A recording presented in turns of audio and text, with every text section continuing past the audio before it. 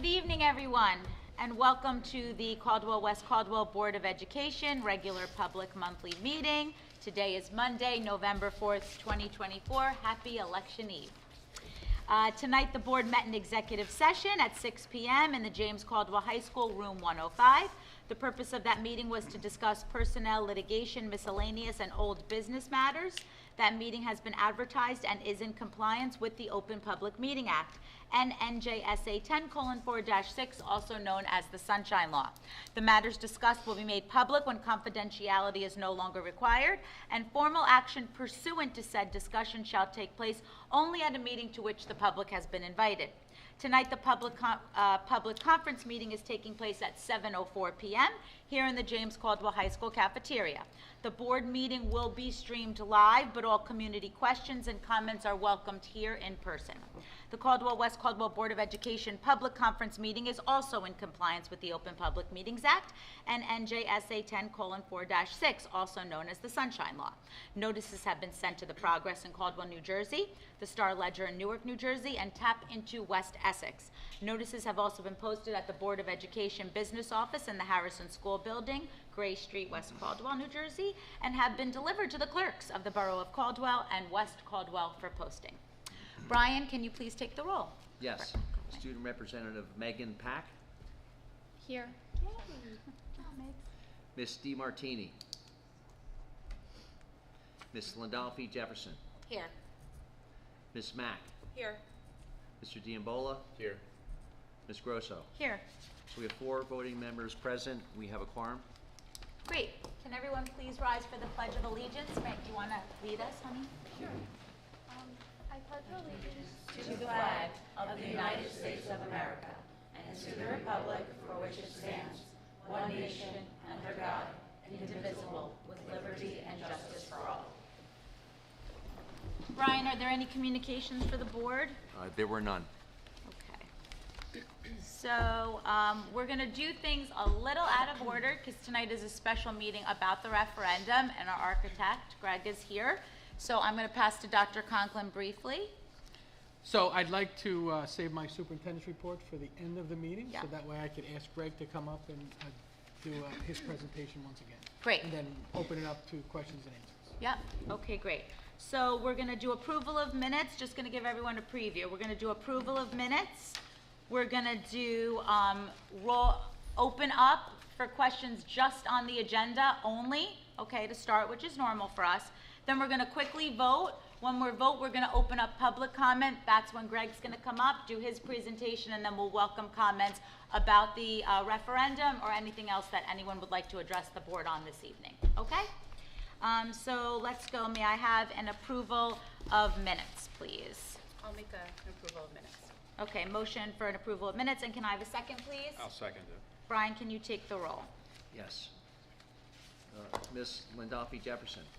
Yes. Ms. Mack. Yes. Mr. Diambola. Yes. Ms. Grosso. Yes. 4-0, motion carried.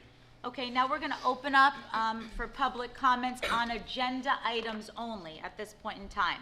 Public participation shall be governed by the following. Participant must be recognized by the presiding officer and must preface comments by an announcement of name and address. Statements are to be limited to 3 minutes duration. Participant may speak no more than once on the same topic until all others who wish to speak on that topic have been heard. All statements shall be directed to the presiding officer. Boards use the public comment period of the meeting as an opportunity to listen to citizen concerns, but not to debate issues or enter into a question and answer session or a cross-examination between the public and individual members. Be aware, not all issues brought before the board this evening will be resolved. Boards may respond to public comment by seeking additional information or by delegating the authority to investigate the issue to the superintendent or his designee. The presiding officer may interrupt, warn, or terminate a participant's comments if they exceed the allotted time or are objectively obscene. Participants may be civilly liable for any obscene, defamatory, or slanderous statements made during public comment. With that being said, does anyone want to come up and address the board on anything on the agenda this evening?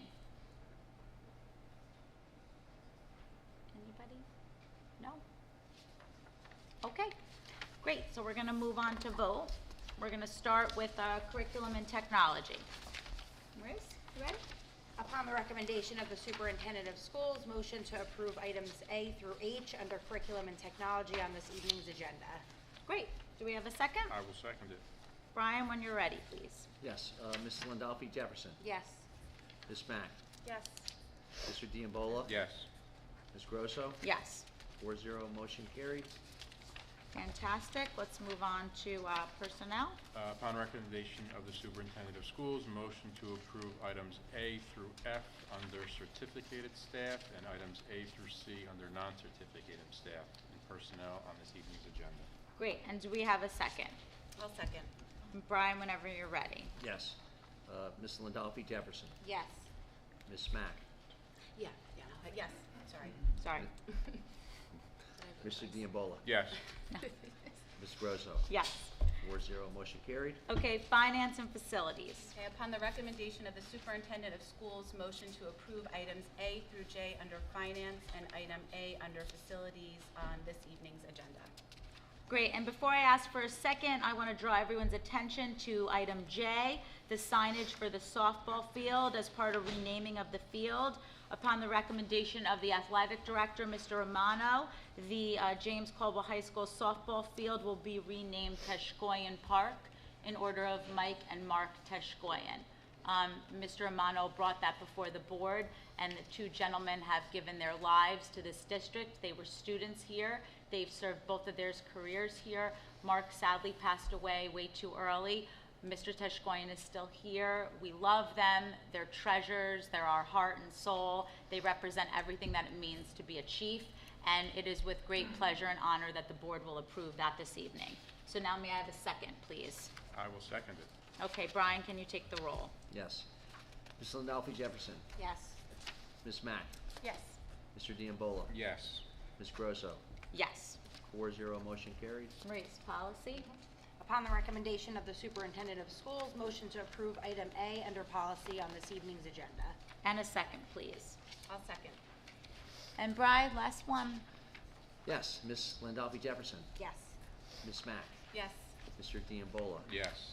Ms. Grosso, Yes. 4-0, motion carried. Great. Okay, so, We ready? Greg? Invite you up to the podium for your presentation as part of the superintendent's report.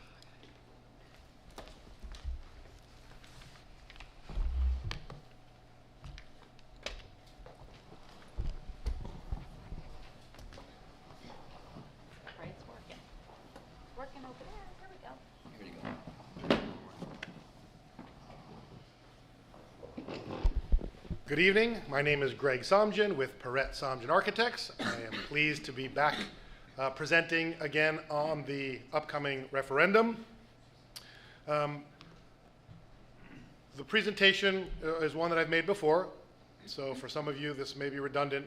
One of the first questions that was asked is why now? Why is the district pursuing a referendum?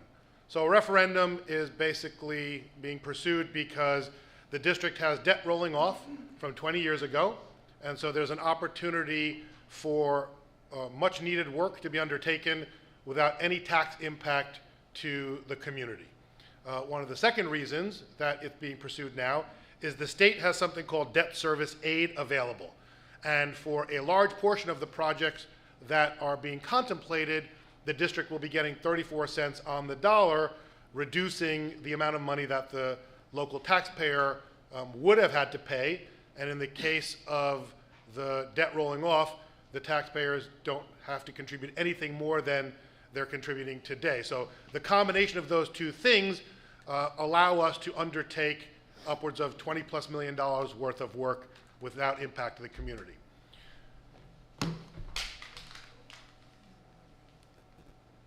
The categories of the projects are lumped into two. The first are infrastructure projects. The infrastructure projects are the projects that are not necessarily the most glamorous projects, but they are projects that are much needed. And so if the referendum is unsuccessful, even with the no tax impact, the district at some point will need to look at some of these. But in the case of the projects that are falling under the infrastructure category, at the high school, there's going to be a new security vestibule incorporated into the main entrance. We're also looking at converting the existing wood shop and computer lab into a complete STEAM space. So that one area down at the far end of the building will be completely renovated to modernize a wood shop, to modernize architecture, engineering, robotics spaces, so that the students have access to a great educational space. And another project that is part of the infrastructure projects includes heating, ventilation, and air conditioning upgrades to the gym. The existing equipment will be replaced and air conditioning will be added. At the middle school, the list of projects include some security vestibule upgrades, some repair of the stairs in the front of the building, some brick work, as well as an existing fire escape that needs attention. There is some piping that exists throughout the building that is at the end of its useful life and also needs to be replaced. And here again, as part of the heating, ventilation, and air conditioning upgrades, the gym will receive new mechanical equipment that includes both heating and air conditioning. At Jefferson Elementary School, there are going to be some elementary school vestibule upgrades, and there's also an effort to start to incorporate what is STEAM into the spaces at the elementary schools.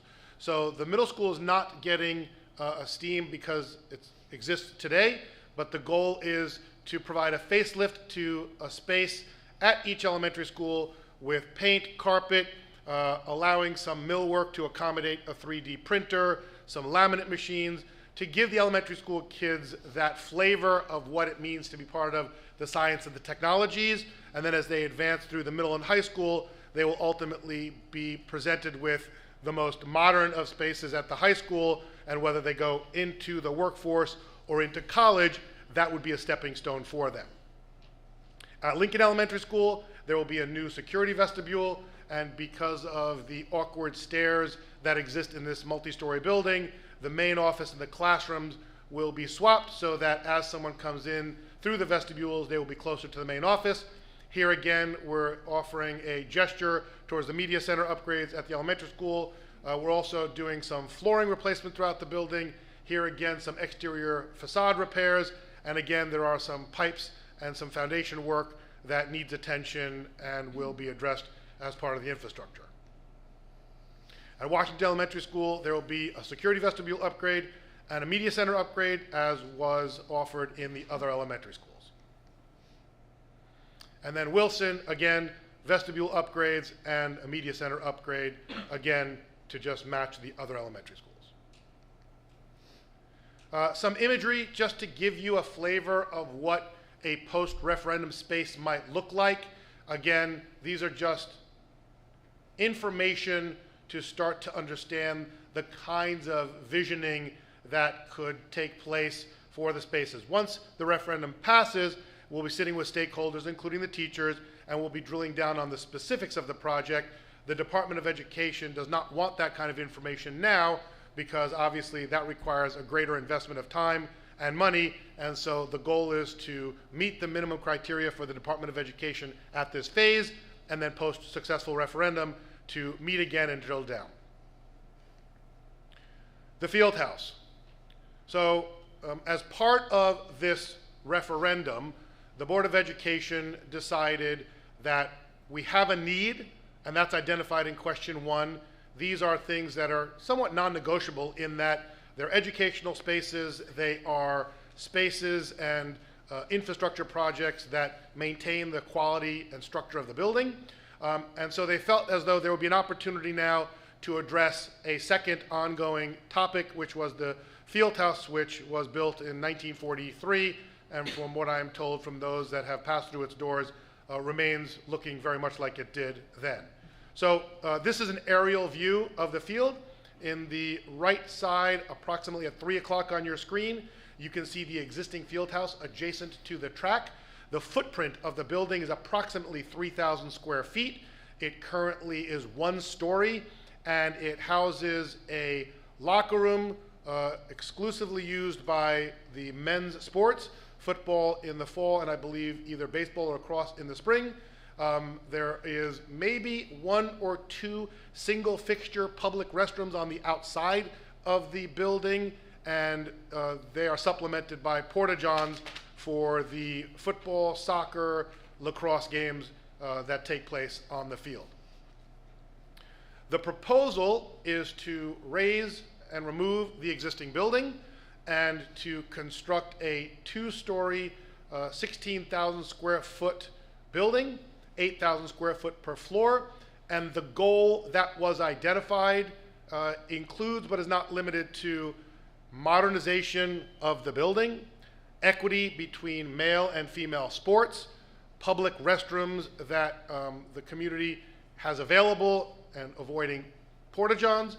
On the field side of the project, you'll see a green area, which is an area that we will need from a code perspective to accommodate the water runoff on the property. We will also need to relocate the shot put area, which you see on the plan as well. The plan is color-coded because at this scale, it's a little bit difficult to read, but on the left-hand side is the first floor of the proposed field house. The blue represents the team rooms. There is a primary and a secondary team room for both the men and women, totaling 4. Each team room has its own set of restrooms, as well as a coach's office area. The center area that is a golden color are the public restrooms with multiple fixtures. It's handicap accessible, and it also includes a family gender-neutral bathroom towards the back. The white areas, which are representative of circulation, include the stairwells that are required by code, an elevator to access the second floor, and some storage. And then the teal area down on the left-hand side of the first floor is a trainer space. The trainers area will remain in the high school for winter sports and other uses, but there will be an auxiliary space in the field house so that the trainer could access and be able to service the athletes that are out on the field. It should be noted that this field house is not just for the athletes, but physical education that takes place on the track, band, all these groups that are typically out and about on the field would now have access to public restrooms and places to change. On the second floor, there is a large green multi-purpose room. It can be used for winter sports like wrestling. It can be used for any other multi-purpose type space. There were talks of using it for professional development. There were talks of using it as community gathering space. There were talks of everyone from cheerleaders to any other kinds of programs that need a space to gather. And there would also be an availability for potentially testing, which was also discussed early on for the students to have a private area that is fully air conditioned to go. The purple area is a conference space that is also incorporated into the building, and then the yellow around the perimeter are storage so that both physical education and or any athletics have a place to store the investment of equipment and uniforms in a climate-controlled environment. Just to give you a flavor of what it might look like, this is an artistic rendering of the field house. The various elements were borrowed in many cases to try to resemble something smaller in scale, recognizing that we are near a residential area. Because of the very heavily wooded area, we do have the benefit of a buffer, and our proposal actually brings the footprint a little bit further away from the property line itself. As it relates to the referendum financing, so as I mentioned earlier, question 1 will be focused on the infrastructure project that I shared earlier. There is no tax impact. The project, they are eligible for debt service aid, and we're just starting to get our approvals from the Department of Education. They're just starting to roll in. The district has decided to contribute some capital reserve to some of these projects as well, just to be able to get to a point to address the priorities that were identified. And again, the reason there's no tax impact is because the borrowing this time around is equal to the debt that is rolling off. Question number 2, which is the field house and has been separated into a separate question, does have a tax impact. The total is just over $15 million for the proposed field house, and the district is contemplating contributing some capital reserve to it as well. Without capital reserve contribution, the expectation is that approximately $140 annually on the average assessed home.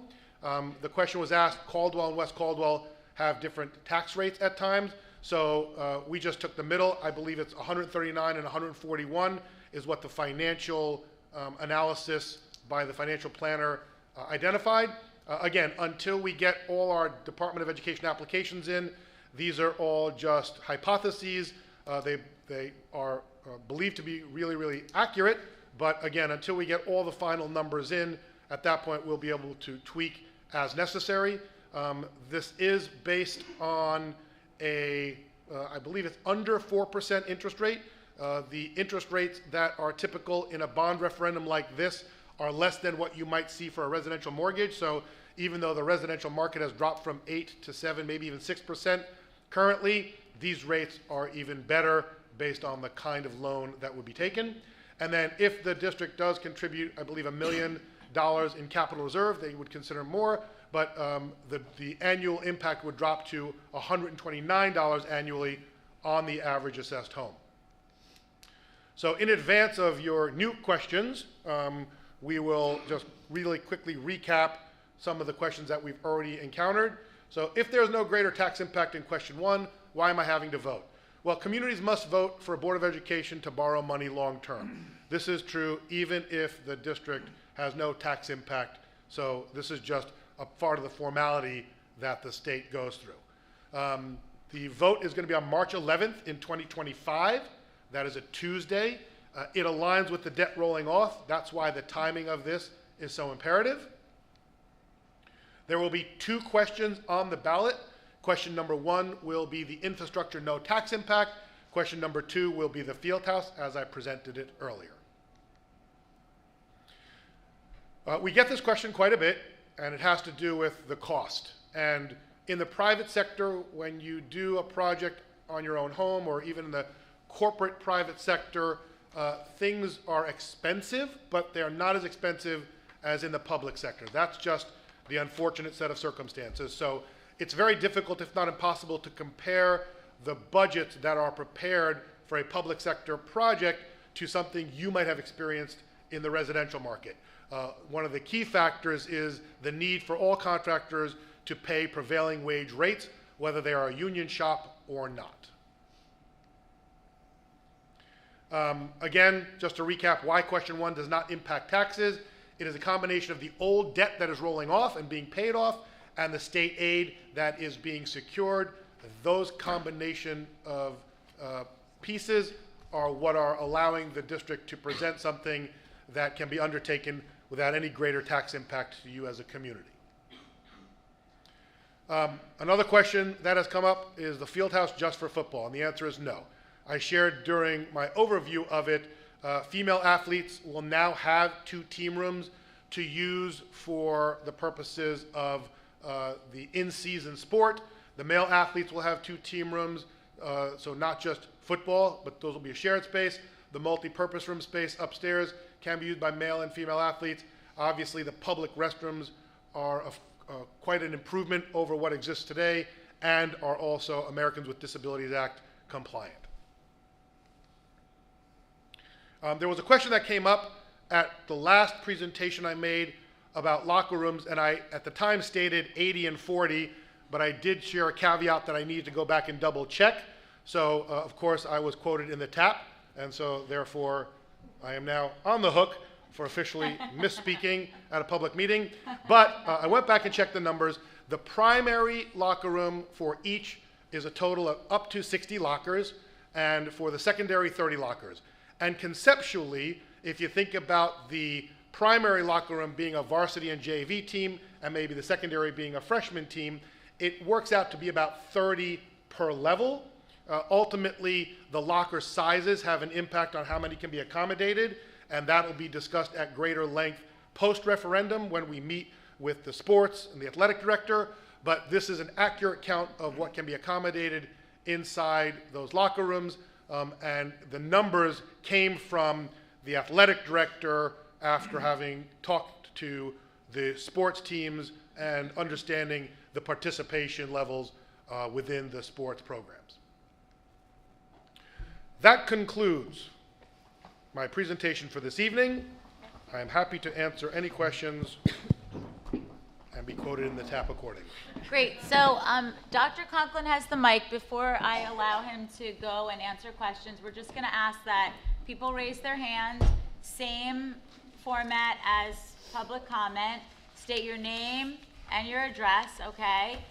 We're going to limit you to like 3 to 5 minutes duration. Of course, we're going to try not to cut anyone off, but if there's other people that want to speak and ask questions, want to give that time. I'm going to ask for decorum in the room. I understand the last time I was not here, it got a little bit rowdy last month. I'm going to ask that if people can just speak directly to the architect and to the board and not to each other while other people are speaking, so that people can be heard. There'll be plenty of time for people to speak to one another. I'm also going to ask if someone's speaking, it's okay not to agree with them, but to please keep your comments to yourself.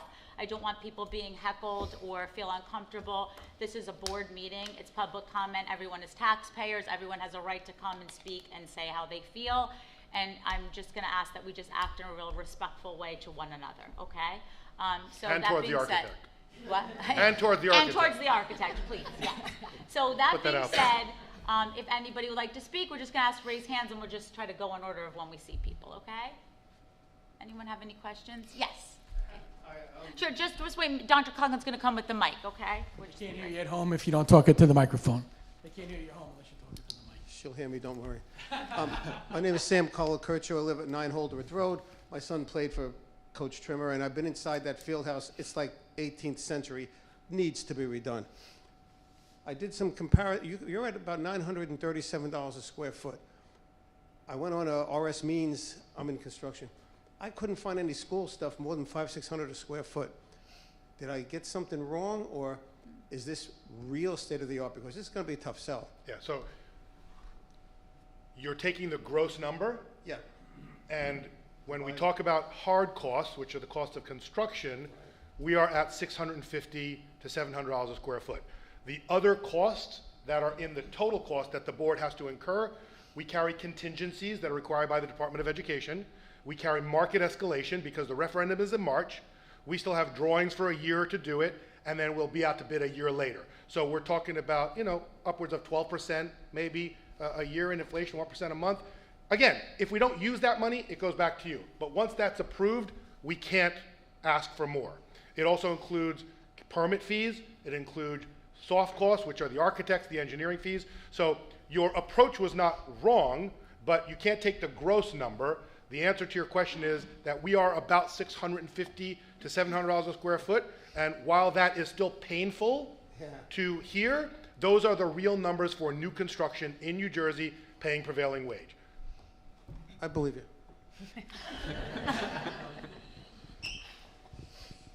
Anyone else?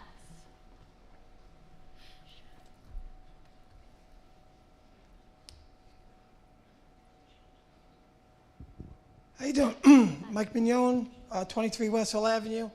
All right, so this is probably this would be my third referendum since I was working in the district I work in, where, we had 2 referendums already. And as you spoke, you have your interest and all that, and your 15 million, you can't surpass 15 million, but we've been through this twice already, where by the time you go to buy the materials and the cost and everything goes up, your $15 million project doesn't, it still costs 15 million, but it doesn't look like anything like you started with, because everything costs so much more, so now you have to cut back. I'm sorry, I guess I'm the outcast in this crowd, but $15 million for a field house. I have 2 kids that play on the football team. I think that's just incredible amount of money for a field house. We have our football team presently practices on grass outfield of the softball field, because we only have one field that's being used constantly. So I think that even that would be a better market for the money than building a giant field house. When you look around surrounding towns, I don't see anybody that has a field house like that. That's just incredibly, I guess robust is the best way to put it. So I just want everybody to know that when it comes to these referendums, they send out an amount of money. They say they're not going to surpass that money, and they don't. But the project never looks like the project does, because by the time you send out for bids, and then the bids go up, and then the price goes up, and everything goes up, then they're saying, okay, well, you're going to have to start scaling down. Okay, so, I mean, I would hope that, you know, we would be a little bit more fiscally responsible and maybe go for, obviously, everybody who walks in that field house knows we need to do something in that field house, absolutely. But 15 million, that's a lot of money.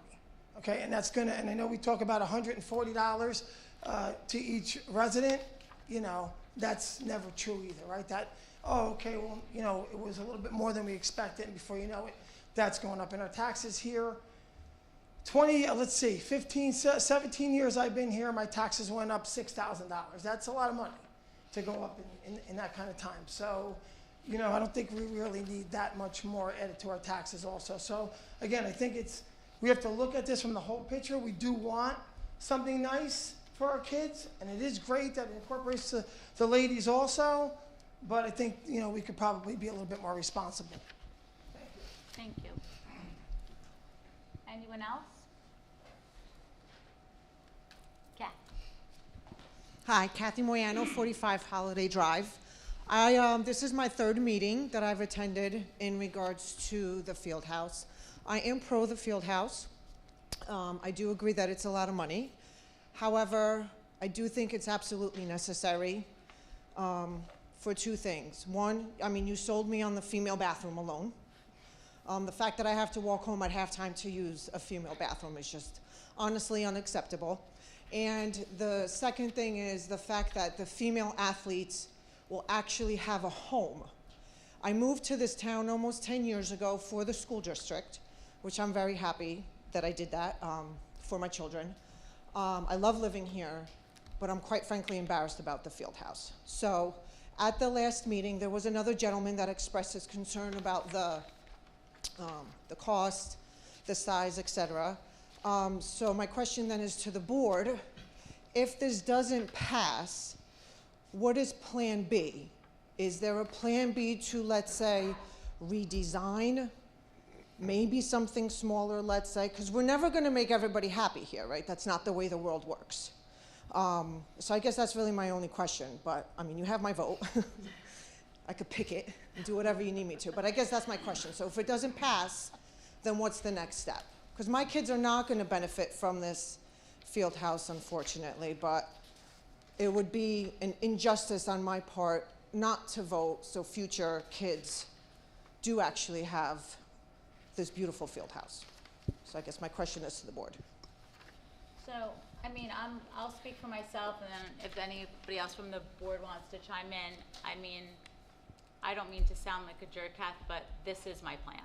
My plan is to pass this. Yeah. Because this field house, and Mike, I appreciate I appreciate your comments, of course, absolutely. But the board has been extremely fiscally responsible. And here's the thing, when something like this comes up, like a referendum, when bond rolls off, when debt rolls off, and you have to come up with these decisions, like this has been, I mean, we've been talking about this referendum, I mean, long before we started talking about it in public. Like we were talking about it in executive, like when Mr. Elko was on the board. I mean, this has been talked about for years, right? And we have engaged stakeholders from teachers to parents to the AD to coaches on both levels, male and female. This building is an extension of this building, okay? The space that's gonna be created, right? Like quadrupling the space over there is gonna give so much more opportunity to the people here, right? To the children here. Because you can only do something like this once. You get a shot at it, right? So for me, we're taking the shot. I'm not having any other plans. We looked at, by the way, the board looked at with Greg doing a one-story. First of all, it was only $2 million more to go up. It was only it was not enough for us to stay down. That second level, the space that it gives us here, because it frees up so much space here, we can't pass that up. We can't pass that up. It's not like you're doubling the cost. It's not like that. It's not like taking the second floor off cuts the cost in half. It did not do that. Julianne, I just want to, Yes, go ahead. because I'm not sure if TAP is in the room or not, and I Yeah, want to make sure she's accurate not, information is but getting out she's there. So Juliana is right in that it doesn't double the cost to go up, but it was more than 2 million, if I recall correctly. So But I it don't. wasn't double. Yeah, it wasn't double because you still have the foundation system, you still have a roof to put on, you still have a lot of the plumbing, the electrical upgrades, the gas line, all the stuff goes with whether it's a 1-story or 2-story. You get some economies of scale when you go up, but you also add some cost. So, I mean, we could go and revisit the real numbers to get people Yeah, an we can idea, definitely do because that question was asked before, but I just, there were a lot of numbers thrown around, and I'm sure Yeah, 2 million thank was you, in there thank you. somewhere. Well, remember but- we were at like 11 and 13, and then we were like, that was like the, Yeah, and that's a good point. So, Yeah. right, there are hard costs and there are soft Yeah. costs. So if that's of interest, we can go back and find those numbers Yeah. and get clarification. But I think the question did come up. It's not a 50%, okay, we go from 15 million to 7.5 million, because there are still things that would have to be done regardless. But it was decided that the second story would give us more that is needed. And by way of example, if you think about the fact that right now, I'm going to call it, and I'm going to be generous, and I see one of our coaches here, 2 locker rooms in that space. I'm going to be generous, but it's all male athletes. And if you've never been in there, I don't know if it's open up this evening for people to go and see. It's not, I mean, I use the term locker room loosely in that definition. Once you create the equity needed for the female athletes, you're already doubling the size of the building in footprint. So when you add public restrooms, storage, all these other things that we talked about that went into the second floor piece. So I just wanted to make sure that, and Thank you. we'll go get the numbers if Yeah. that's of interest to everyone. It's certainly not a straight off the cuff 50%, but it's certainly, you know, we recognize it's a bigger investment than if you only did a 1-story building. Yeah, yeah. But Kathy, to answer, and if anyone from the board would like to chime in, this is our plan. This is our plan. You know, and I'm not trying to be rude, I'm just saying, like, this is like, this to us, what we feel, and acknowledging that it is a big investment, right, for the community, but we believe it is what's needed to push the district forward. And it's the district, it's not just athletics, it's the district. It's pushing the district forward. Anyone else from the board want to comment on that? Don't feel like you have to, but. That was a great response. Okay, I saw a gentleman over here had his hand up, and then we can go to you, sir. Thank you. Steve Rossi, 128 Washington Avenue, West Caldwell. I think I'm hearing, this is my first time here, $15 million is a huge number for me. The women's sports and the bathrooms are critical to the school. Somewhere between the plan and the need is an answer. I don't think, and I'm not in construction, my kids all went through this school, great school, everything is great, but I think common sense says, for the community, for the district, $15 million is over the top. And even though you say you don't want a plan B, I'd rather have a plan B than stuck with the building we currently have. So I think I would suggest we sit down again and say, women's sports, the women in general, the restrooms are the key ingredients of what is needed. If those are the key ingredients, and I think I heard there's $1 million available back from the board. Was that a correct statement? So yeah, so the board has something called capital reserve. That's basically savings that is put away specifically for capital projects. If the referendum questions are successful, then they get to leverage the state money and borrowing based on the debt rolling off, and so the capital reserve that they've been saving, they can use for other projects that are needed. And in order to ease the burden on the community, they've decided to contribute some capital reserve while keeping some capital reserve for a rainy day towards these projects. So capital reserve is available to some degree. So the answer to your question is capital reserve. I don't want to misspeak. Brian Murphy's the financial guy here, so if I do, you throw a shoe at me. Capital reserve is available for capital projects. This is a capital project, and so they are willing to contribute towards the project to reduce the amount of money that needs to be borrowed. They do not have enough in capital reserve to do a field house as a standalone project. And they obviously don't want to exhaust the capital reserve, because if a roof starts to leak, they need money to deal with that as well, just like we all have savings accounts at home. But they are contributing and have committed to contribute to reduce the burden on the community members. Yes. Okay.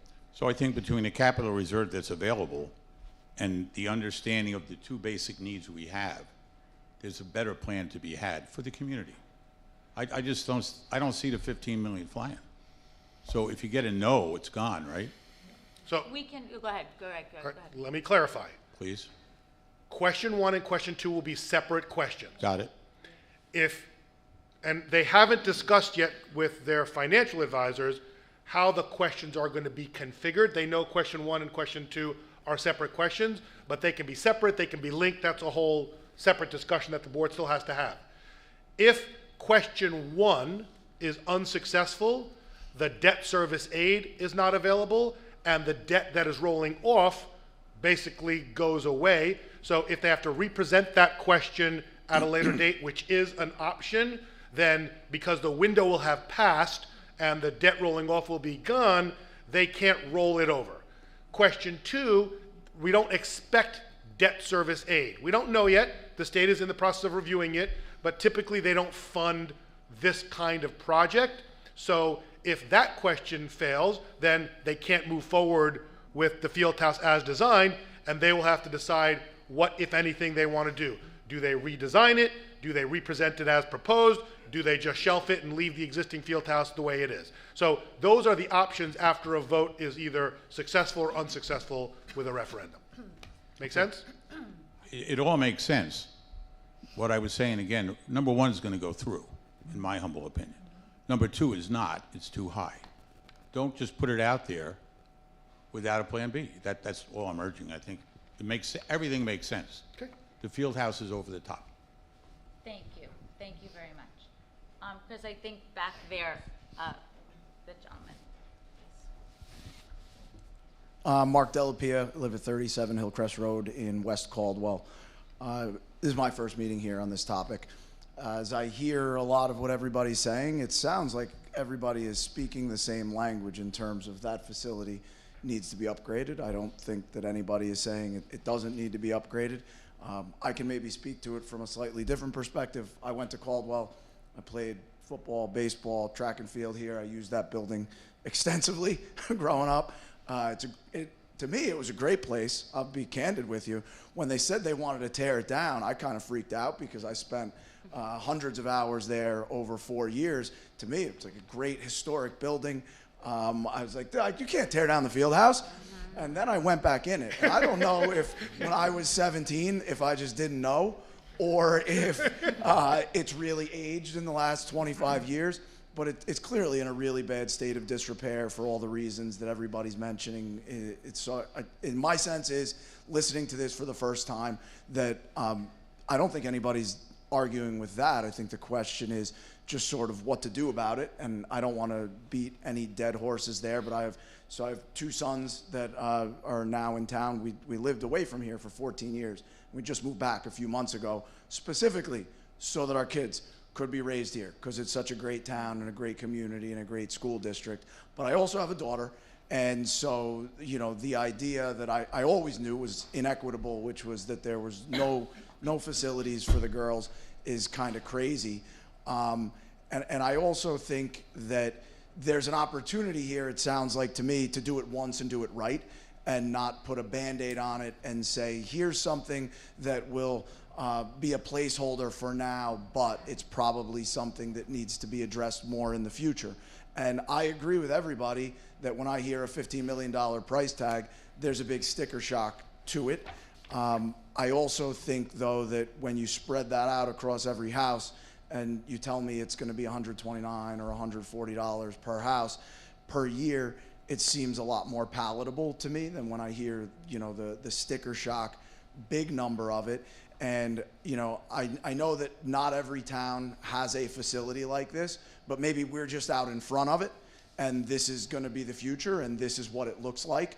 And, you know, there's the issue of inflation been raised, that if you go back and do it in the future, the price is going to be even higher. Or if you have to go back and redo or retrofit something, it's going to be more expensive than just taking one good swing at it the first time. So, like, for my 2 cents, those are all just things that I'm hearing that I think could make a reasonable solution for everybody. I'll also say too, like, look, nobody hates paying taxes more than me. I don't like the price of anything going up. But that being said, I also don't just look at it through the lens of, hey, I don't want my taxes to go up. From what the architect says, I don't know, again, first meeting, there is a cap on that 15 million and 140. So if prices did may I clarify one thing? Yeah, sure. There is a cap on what you approve in the referendum. The I think it's $15.5 million is the gross budget for the project. That is capped. The district cannot spend a penny more than that dollar amount that the voter approved. Mm-hmm. The $140 tax impact is on the average assessed home. I got you. If your home is assessed at less than the average, you're going to pay less than the $140. If your home is assessed at more than the average home in the Caldwells, West Caldwells, you will be paying more. So I just want to clarify that the 140 tax impact is not a capped number. That goes with your value of your house. The houses are valued at a variety of different amounts. So I just want to clarify that the cap absolutely exists. The district cannot spend more than the 15.5 million. And just to the earlier comment, those numbers include contingencies and market escalation because we know the cost of things go up and that things happen. There are unforeseen conditions. So we plan for those, plan for the worst, and work towards the best. Yep. Yeah, hope's not a plan. But my point with that was I didn't think about the possibility that, prices would escalate and then the cost of the project would go up, which what you're telling me it's not, but what the one gentleman mentioned, which was that maybe then you would have to, if things did go grossly over the contingencies, you'd have to pare back the plan. Not something I considered. I've never been a part of one of these referendums. But if that were the case, which it sounds like you folks have planned for, it still winds up, even if we have to pare back that beautiful plan, it still winds up with a massively better facility than what we have and what others have. I guess my last point on it is just thinking about it as an investment in the future, the town, but also an investment in my own home and the property values. I think everybody knows that the cost of living in Caldwell, the cost of housing is higher than I would expect it to be. But I think that one of those things is the reason of because the community. And so I can tell you from having lived here and went through it, it's a giant impact on who you are as a person and how you grow up and the kind of experience you have, which again, that's why I came back here with my kids and my family. But I also look at whatever that assessment is per house. Steve, you have a nice house. You might be paying more. You know what I'm saying? I'm messing with Steve. But in all reality, like I look at it and say, well, if this is a new facility that is an extension of the school that makes for a better community feel, that makes for a better experience for the kids, that's what makes this school district highly desirable. That's what makes this town highly desirable. And it's what elevates all of our property values. So if you tell me that I have to pay $140, and I know it's an average, I'm just, that's fine. Per whatever, that if you told me that I had to pay that in order to continue to maintain and even inflate our property values, I think that's an easy no-brainer spend. And I don't want to minimize everybody else's sticker shock over the 15 million total, because there's sticker shock there. But if you tell me that we can pay that marginal amount roughly per household in order to maintain our property values, that's a massive investment for each of us in the town and the community and our own homes. So there's no question in there, by the way. Thank you, Mark. Thank you. Thank you. Good evening, Joe Corolla, 20 Elizabeth Street. This is my first time at a board meeting. My kids, one just graduated, female athlete, one's a junior in high school. I've been in education for over 25 years. In the district I work as an administrator, and I just went through a referendum. And if you want to talk about sticker shock, imagine I put a $77 million tag in front of you, because that's what we put. Many of the same things were on here, and that's what compels me to kind of speak tonight. Because when I take a look at the number, first of all, I want to commend the board, because the fact that you're able to do some of these while the bonds are rolling over at the same time really shows a great deal of planning, Many Board of Educations are not able to do that. And there's a lot to be said about that, being able to fix that and have everything rolling, together. On the field house, I just think sometimes it's shocking. I'll say the same things in my own community. It's 2024 and we're talking about equity. We're talking about equity. I mean, what's the price tag of having our kids use a facility, of tripling the amount of kids who can feel the connection that you just felt with this school? What's the price tag on that? I have no skin in this game, right? My kids will never use that. But I can tell you what, my daughter was an outstanding athlete here. She's playing in college, and she never once felt that she had equal access to the facilities that her male counterparts had. And to me, that's tragic. I think it's, I commend you guys for taking this on. I'm going to tell you, being someone who, I just spent 5 years of my life and probably 800 man-hours on a referendum that passed by 12 votes. It passed on mail-in and provisional ballots. I went to bed one night thinking we lost. 2 weeks later, I found out randomly in a text we won. All right? That's how much every vote matters, right? But I don't think the number of the field house is outrageous. I mean, it does. As a sticker shock, you're right. 15 million, you look at it. You're doubling potentially 2.5 times the amount of kids who can use it. You're giving female athletes the ability to use something that in 2024 they have virtually no access to, right? You're making a commitment to younger kids that they can buy into the community that's brought us all here tonight. I mean, listen, I was not born here. I've been here 20 years. I am so proud of this place and just the tradition that it has and what it gave to my kids. And it's like every year I'm like, oh, I'm not going to coach youth sports in this town. And every year I find myself back here because of the kids in the community, right? And that's really what's at stake right now. I mean, again, could you take a little off, but what would you be losing? Why do you have to go to a second floor? Because, we talked about field space. That space over there would be eaten up, I would imagine. If we had to build it in U-shape, yes, you would end up losing fields that we desperately need, meaning the only way you could go is up, right? And then to boot, the great part about these conversations, we're probably about 30% developed in that building, and if things need to be adjusted, then the board and the stakeholders have the ability to do it. But that being said, the real reason I spoke is, again, we're talking about equity here. We're talking about access, and we're having that conversation now when probably the price tag is that high because we haven't had this conversation earlier. Yeah. And I just want to commend the board for having that conversation, having the bravery to put this forward. Thank you.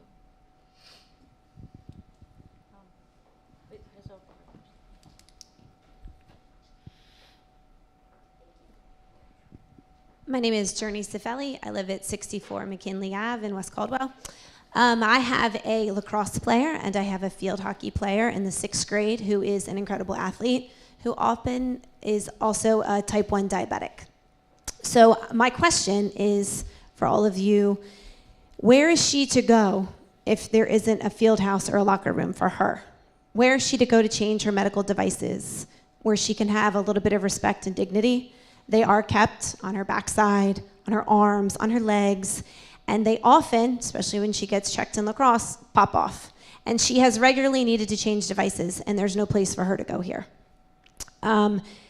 It's not fair to her to have to come back to the high school, to come to the locker room and miss playing time that her counterparts don't have to. But not just for my daughter. I'm sure there's other children out there, other daughters out there that have medical needs or other needs that deserve a little bit of privacy and dignity. So when you go to vote, I really want you to think of, yes, it is a price tag. Yes, it's a little bit more money, but my daughter, everyone's daughters, they deserve that $100. Thank you. I think let's go right here,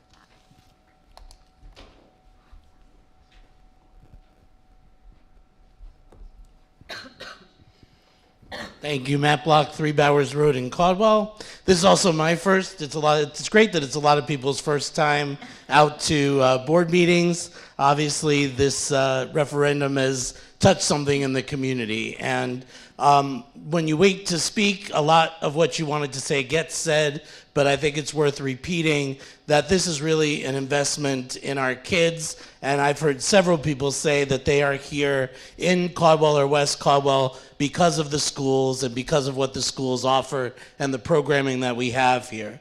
So an investment in our kids and the future of our community is rooted in, I think, in this referendum. And we've heard Mr. Samjian say that if it comes in under, then it comes in under and money can go back to the community. But we need to do it and do it right, because we see what happens over 80 years when a facility is left to sit. And if we do it halfway now and we don't do it the full way, we're never going to have in our lifetimes a chance to revisit that and redress that. So I think we all know I'm an educator as well, and there's a lot of other educators in the room. We know that athletics, besides the winning and the losing, there is so much more to it for kids in terms of self-esteem, in terms of leadership, in terms of things that they learn socially and emotionally. Schools all over the state are talking about physical and mental wellness, which sports provide. So investing in our athletic program is truly an investment in all of that in our kids. I also commend the board for taking this up. Our kids should have state-of-the-art facilities and should have state-of-the-art programs. I did want to bring up one thing, and I don't know if it's even possible. And certainly, there's some people in the room, I hear the concern about the cost, and I, as a taxpayer, certainly have, those concerns as well. But I have noticed in Caldwell, my daughter graduated this past June as a freshman in college. My son's a sophomore. And I have two nephews that go to school, that have gone or go to school here as well.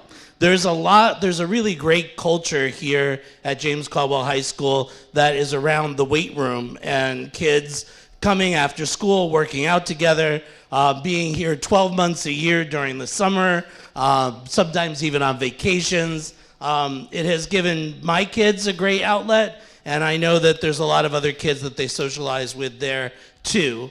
And I also, having peeked in there before, know that it's an aging facility, significantly aging. The ventilation is really in sorry shape. There is a limited amount of equipment.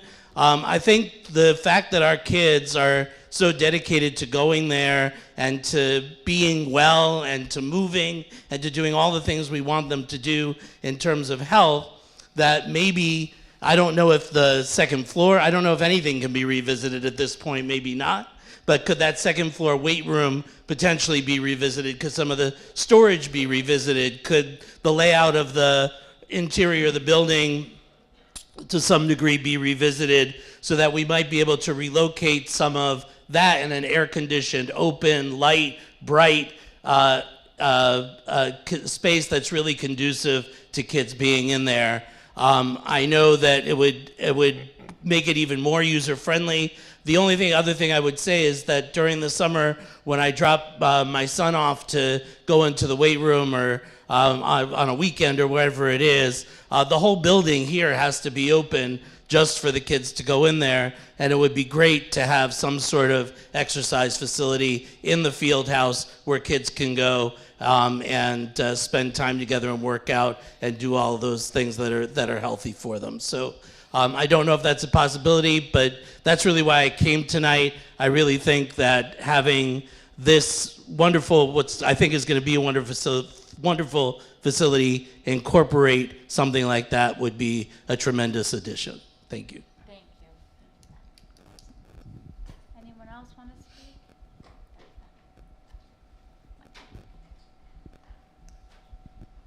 Hi, Mike Sipper, 11 Walden Place. So two things, two comments.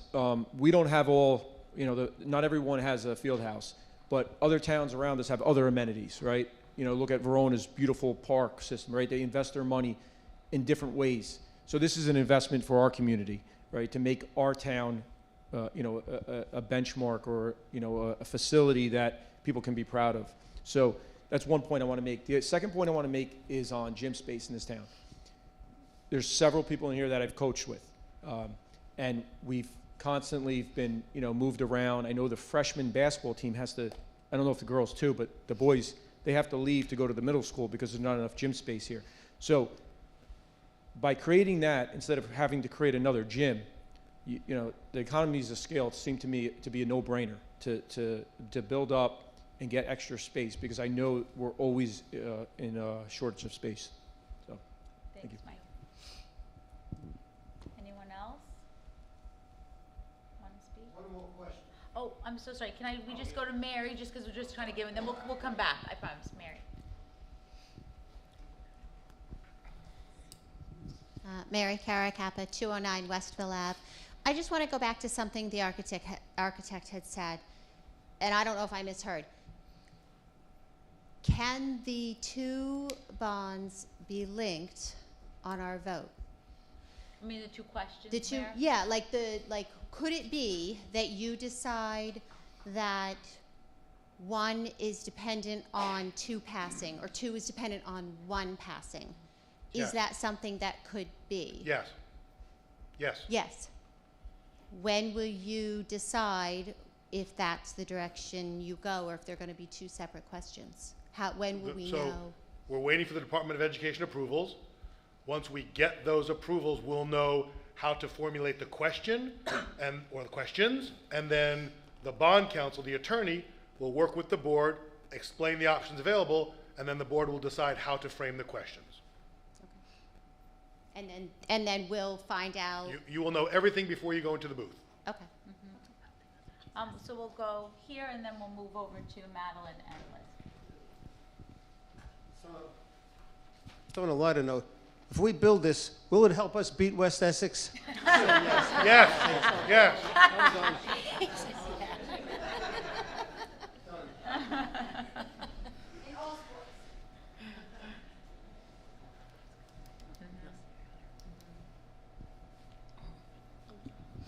Sorry, Madeline Brown, 13 Burkendine Road, Caldwell. Just to piggyback, what Mary was just saying, I thought it was very much a done deal that one was independent of two.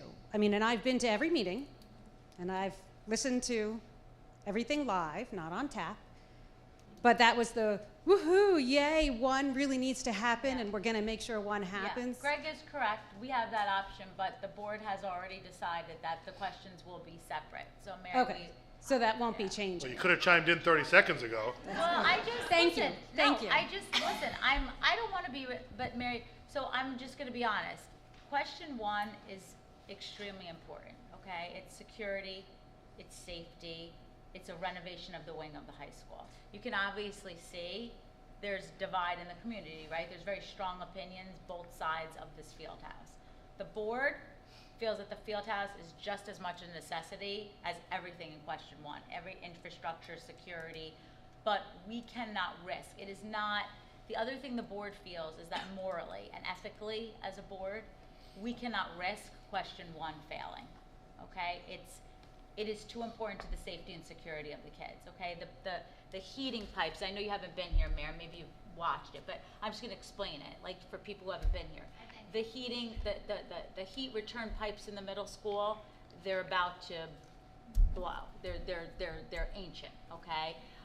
There's security vestibules in the state of the world. The high school, I mean, it's wide open, right? Like the buildings are in need of certain things. The facade at GCMS and Lincoln School, those buildings are 100 years old, okay?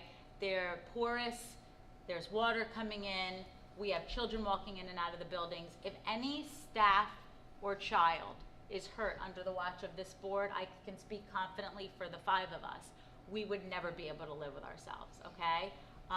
So we won't risk that, okay? We are going to hope and pray that giving the information, having community forums, educating the community, they will see the need for the Colonel. And I think like I'd like to start calling it what it is. It's an athletic center, and we are naming it after Colonel McHugh. So it is the Colonel John M. McHugh Athletic Center. That this athletic center which is an extension of the high school, is just as much of a need as the infrastructure and security, but we're not going to risk that. We're gonna let them stand on their own and give the voters a choice, okay? A, because we do live in an amazing town and we wanna give everybody a choice. And B, because I feel like we do believe in the community and we believe that the right outcome will happen, okay? So we're not gonna manipulate that in any way. And we've been very transparent about that, okay? Liz, do you wanna piggyback on it? That was the same. Yeah, yeah, go ahead, Kat. So going back to I can't hear you at home unless you're on the microphone, sorry. two things, and correct me if I'm wrong, and excuse me for being a little naive as far as the processes of referendums, et cetera. You mentioned before that the state will not give us any money for such an upgrade. However, We don't know. Or it's it's a gray area. Yeah. However, all the upgrades in question one, I agree, are extremely important, safety, et cetera. Question two, the safety and the health of our athletes, to me, is just as important. Yeah. Because what if there's asbestos in there? Yes. The roof has leaked. Yes. I understand that the athletes don't spend 8 hours in the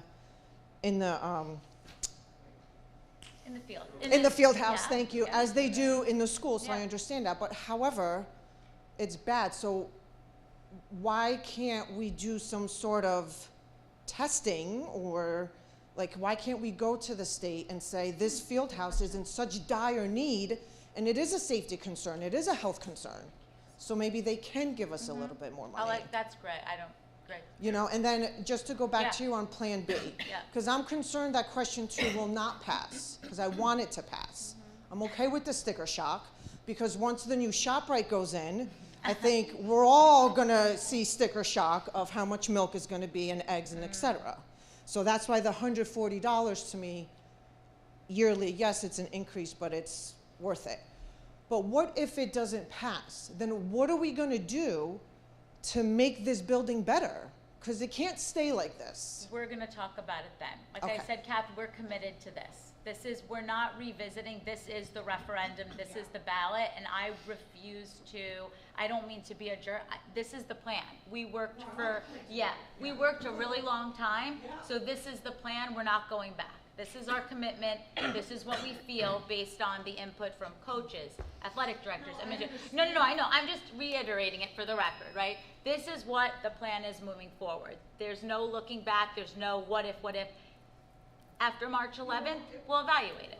We'll evaluate it. But Greg, can you just comment as to the state? We don't know we're not getting money. Yeah. More than likely, we don't know. Let me manage expectations. You're not getting money for question two. I don't believe you're going to get question. The state has set up criteria. In 2000, they introduced the long-range facility plan, the facility efficiency standards, and they created guidelines so that there could be an equitable distribution of monies to any district that came to them. And I'll give you an extreme example that I use all the time. If Caldwell-West Caldwell wanted to build a pool here at the high school, the state of New Jersey would say, great, build yourself a pool. We don't put that on our facility efficiency standards, and therefore, we're not going to fund a pool. It will all be on the local taxpayer. Conversely, if you want to put a classroom addition on, and you have something called unhoused students, or you need to replace your roof, your windows, your mechanical systems, we will give you 34 cents on the dollar for those projects because we recognize there is an asset that needs to be maintained. My opinion, does that make sense? Yes. Right? So the state passed this legislation in 2000 to do many things, including help districts keep up with the building assets that are built, used, and have life expectancies and useful lives like a roof and a boiler. The construction of a field house does not fall under the facility efficiency standards. And so while we're pitching to the state that, hey, we have ADA compliance in play here and other factors, we'll ask them to consider it. But my job as a professional is to manage expectations, under promise, over deliver. And I'm pretty confident that we're going to get 34 cents on the dollar on all question one, which is exactly why we put a bunch of applications together so that the state could analyze them individually. And we're very, very confident that we're going to get you that debt service aid for all those infrastructure projects. Again, the state you ever dealt with the state, you know they kind of can change their minds, they can make changes, but we are not expecting any monies for the field house. That's just the reality. The state is a little naive that if they don't understand how important athletics throughout the entire I will give you their phone number. in their children's lives. Thank you. Okay, so I like to just add a little reality because we're in a whole full room of parents of athletes. So of course, athletics is the most important thing and we want the best for our kids. But realistically, these kind of referendums don't pass. Traditionally, they don't pass. And the reason why they don't pass is because they focus toward a small percentage of the voting, the voting group, okay, for the lack of a better way of saying that. I know we had a referendum here, I think it was 15 years ago, about windows and doors on all the schools or something like that. We did windows and doors we had to replace, which is great stuff. Like that's stuff that you're gonna pass referendums on. That's great planning on the board. We don't do that in my district. We don't plan that good. We have boilers that are down, schools that are freezing, because no one does that kind of planning. So when you're talking about $15 million for a field house, when people like myself, I have athletes in the system now currently, and have had them here. We look at that as we could put that $15,000 toward the future, okay, kids that are going to come to the school, and when we need to start upgrading the school, it's fairly not a new school, but it's definitely newer than many schools. The school I work in Belleville, that district's very old, and those buildings are dilapidated, and they're falling down, and there's no money. There's no money to put anywhere, right? So when you're looking at that, I would look at that piece as I'd rather take that money and put it back into the schools than for a field house. Because I don't think that $15,000, and again, I know we're calling it an athletic facility. I don't think we need an athletic facility. I'm trying to be realistic, and I'm not trying to insult anybody, but we're not looking at, we have this incredible athletic program. We're a Group 2 school. We're very small. So to have a giant facility for a small athletic program, I don't know if that's going to make sense to people. I'm just trying to be real about it. So the reason why I'm saying this is I think we would be better off if we came up with something that was a little bit more realistic, because it's 100% true that we need something better than that. I've been in that. We need a great upgrade from that. Okay, but I think we can get a great upgrade from that, and we could be inclusive to male and female, and we can also, cut that bill in half, But that's just my opinion. You go ahead and go with this, and I wish everybody the best of luck. But traditionally, these kind of referendums don't go through. Thank you. Chris, do you remember the number of students from last meeting that participate in athletics? Yeah, we have over 80% of our students participate in at least one sport. So there's a lot of students that would be using that facility. But Mike, I'm just going to say that's not a small number. So for the board, when we look at it, respectfully, when we look at it, that's 80% of our student body that deserves better than that. We're talking about the voting block, right? Again, I just want to say, when we're looking at it as a board, we're looking at it at kids. We put kids first, okay? We put kids first. And this board believes the athletic program in the school that touches 80% of the children that attend this high school is the most phenomenal athletic program in Essex County. We're behind it. I don't care if we're Group 2. We are the Chiefs, the mighty, mighty Chiefs. I'll say it every day, hooray, okay? So I'm sorry. I just respectfully disagree. I have someone up in the back. Diana Reyes. I am the JV coach for the girls lacrosse team. I've been the JV coach since 2007, 2008. And I just want to say thank you for including the girls. That's all I want to say, because there needs to be a little more equity, and we have been forgotten a lot. So thank you so much for the fight, and continue, please. Thank you. It's right here. Jefferson HSA.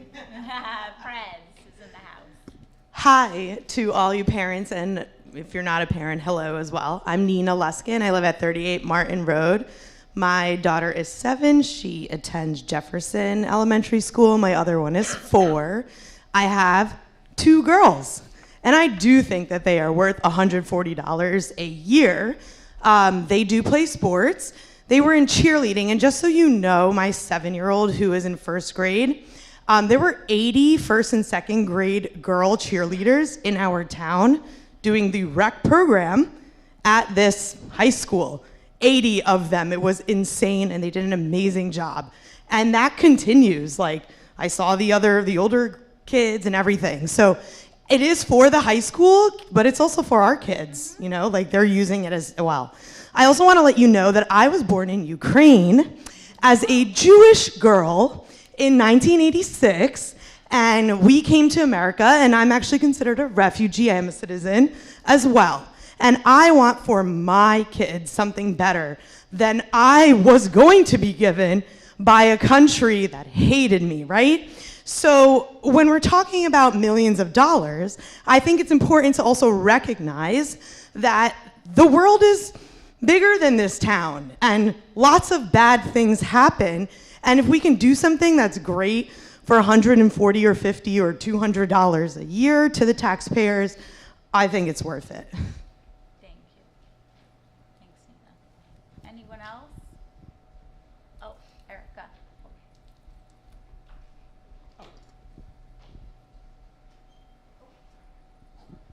Hi, everyone. Erica Gadhock, 23 Nutting Place, West Caldwell. I just wanted to go on the record to say that I fully support this referendum. I do have a football player, but I also have a cheerleader who is very excited. She's a freshman as well, and she loves the program, but guess what? She had to practice out in the front over here because they had nowhere to go. I don't know what the reasons were, but they were forced to practice over the summer out here on the front, very unsafe, no mats, and she was worried, she was concerned. They had nowhere to go. So I do feel like, personally, this new field house would provide a place for the cheerleaders to go to and other athletes. One other point, the bathroom is a huge, huge disgrace. I am very embarrassed that we, as a town, we're Caldwell-West Caldwell, and our bathrooms are disgusting. The women's bathroom, and women have to go to the bathroom often, especially if you're my age, okay, turning 50. I have to go to the bathroom very often. So it is painful to go to that bathroom with one stall, which does not have toilet paper, okay? And then you're sitting there online, and I hear visitors talking about what our accommodations are. It is embarrassing. So I just want to put that on the record. And the Porta-John is, I can't even, there are no words. I don't know why it's not being maintained, but if that's the second option, it is unacceptable. Thank you. Anybody else? Joe Sipper, Eastern Parkway, West Caldwell.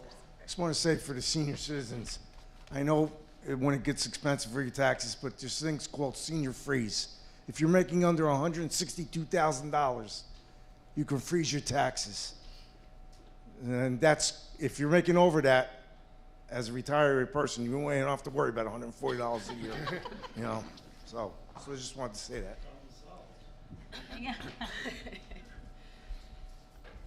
Anyone else? Going once, going twice? Okay, and because this is going to be Greg's last time coming to a meeting. We have exhausted his options. He's been very patient and generous with his time.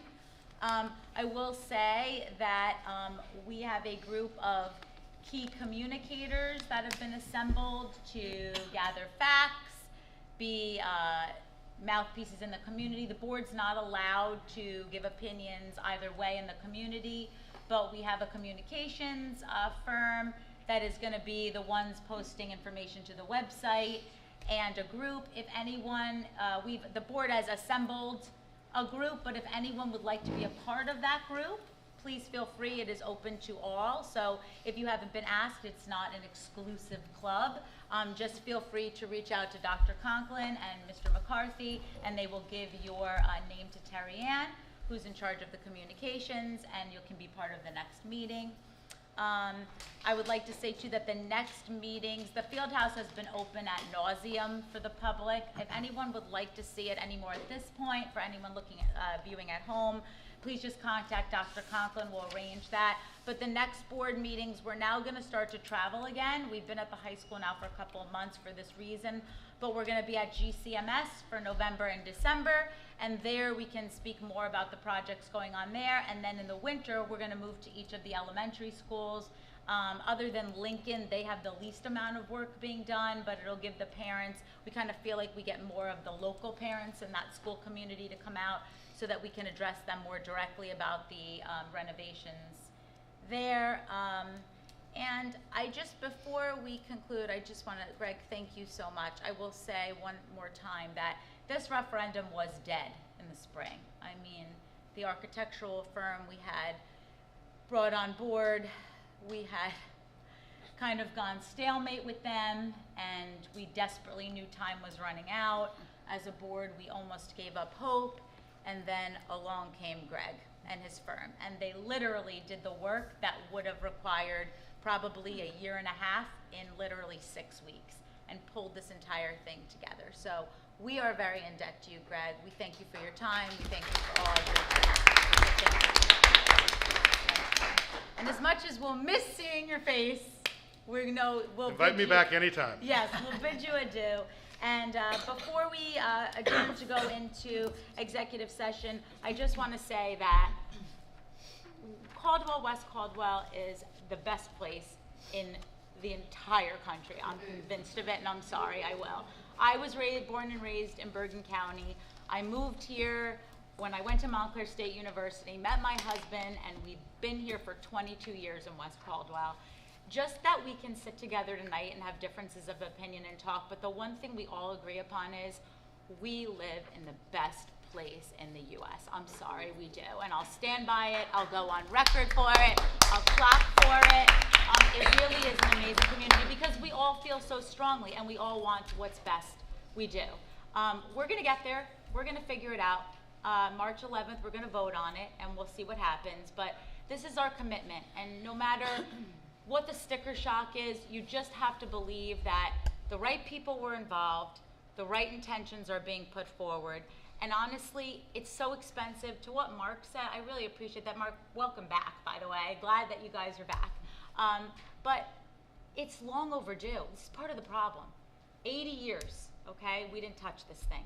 That's why it's so expensive. That's why there's sticker shock, right? It's 2024, Joe, right? You said it.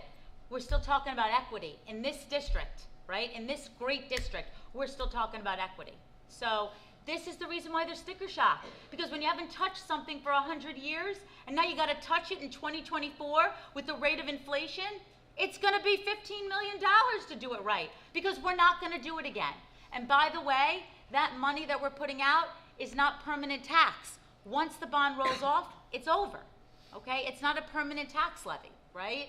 It rolls off after it's paid off. So I just want to remind everybody of that too. That doesn't stay tagged to your taxes for the rest of your life. Once the bond is over, it rolls off, okay? So those are just a couple of things that I want to mention, but please, I know sometimes it feels like, oh, like we don't want to hear it. We do want to hear it. We want to hear the positive and negative. It's important. And I'm appreciative that so many of you came out tonight to talk to us. And please feel free to come back. November 18th, we'll be at GCMS. And that's it. So I'm now going to ask for a motion to go into executive session at 8:27 p.m. I'll make the motion. And can I have a second? Seconded. And Brian, can you take the roll? Aye. No.